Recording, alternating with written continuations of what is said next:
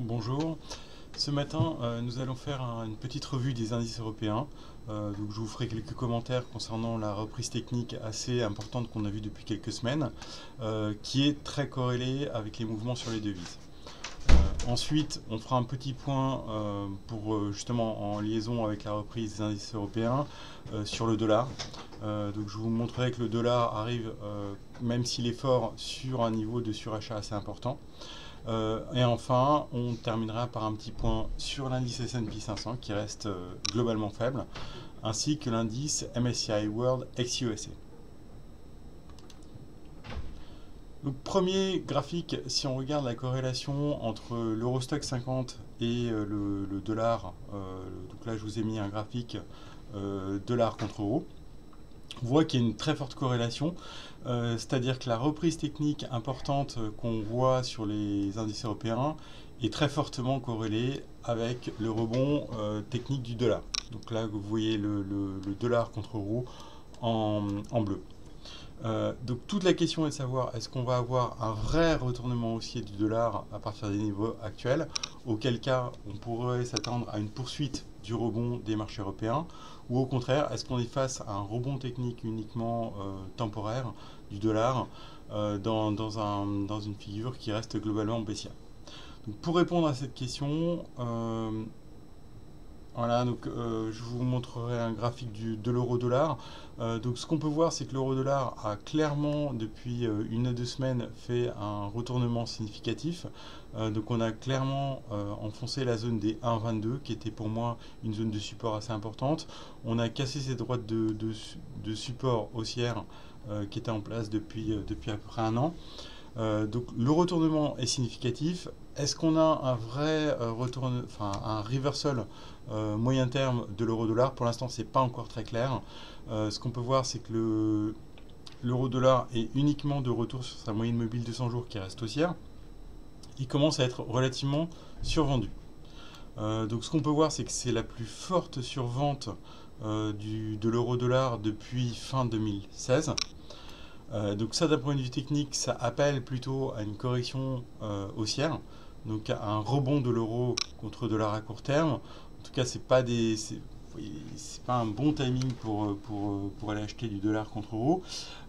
Néanmoins, le fait qu'on soit très survendu sur l'euro-dollar m'incite à penser que ce qu'on peut attendre à partir des niveaux actuels, c'est uniquement une phase de rebond technique. Donc pour moi, je n'attendrai pas à ce stade un retour sur la zone des 1,24 à 25, uniquement un rebond technique, et j'aurais envie de vous dire, après on verra.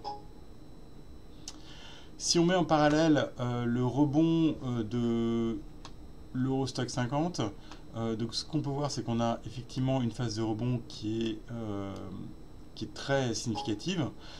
Néanmoins, dans un contexte global, on voit qu'on est sur une figure graphique qui reste très complexe.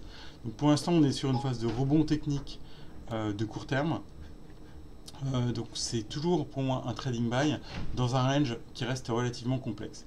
Ce qu'on peut voir, c'est que la death cross, c'est-à-dire le croisement baissier entre les moyennes mobiles 50 et 200 jours, dont j'avais parlé il y a 1 ou 2 mois, reste valide. Donc pour l'instant, on n'a pas eu une invalidation de ce signal tendanciellement baissier.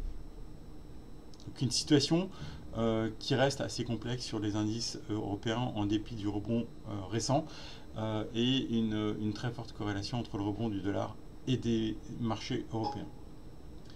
Si on regarde, afin de compléter la vue dollar, le dollar-yen, donc on voit que c'est clairement une parité qui a été leader dans le rebond technique du dollar, puisque c'est le premier à avoir fait un point bas. On voit que même le dollar-yen n'est pas vraiment encore passé dans une structure haussière. On a touché la moyenne mobile de 100 jours, qui était clairement l'objectif de trading vers 110. Néanmoins, il va falloir plus de temps pour évaluer le potentiel de rebond du dollar-yen. Donc on voit qu'on a notamment une forte zone de résistance entre 110 et 112. Maintenant, si on passe au S&P 500, donc on voit que c'est un indice qui souffre clairement du rebond technique du dollar, à l'inverse des bourses européennes. Donc le S&P 500 est lui toujours sous pression. Il revient en appui sur sa moyenne mobile de 100 jours, qui est, vous le voyez, un très fort support depuis le mois de février.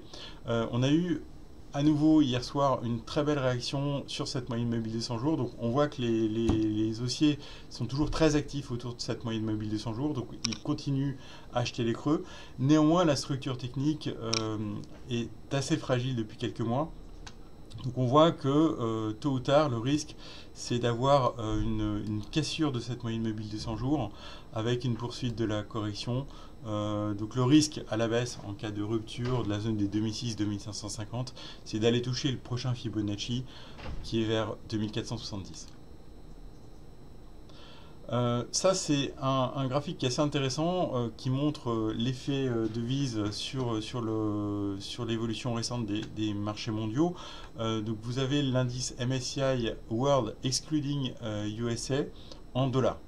Donc on voit que si on regarde le monde hors États-Unis en dollars, le rebond technique récent est très peu significatif. Et on voit que comme les États-Unis, on est toujours dans une structure de range assez complexe et relativement éloigné des tops du mois de janvier. Donc là, je vous ai mis dernier graphique, l'indice MSCI World ex-USA, cette fois-ci en euros. Donc on voit qu'en euros, on retrouve un rebond beaucoup plus significatif qui est assez similaire à celui qu'on voit en Europe. Néanmoins, vous voyez une fois de plus qu'on est dans un rebond technique de court terme et qu'on est encore relativement éloigné d'une vraie tendance haussière. Donc on voit qu'on est dans un range assez complexe qui devrait se poursuivre.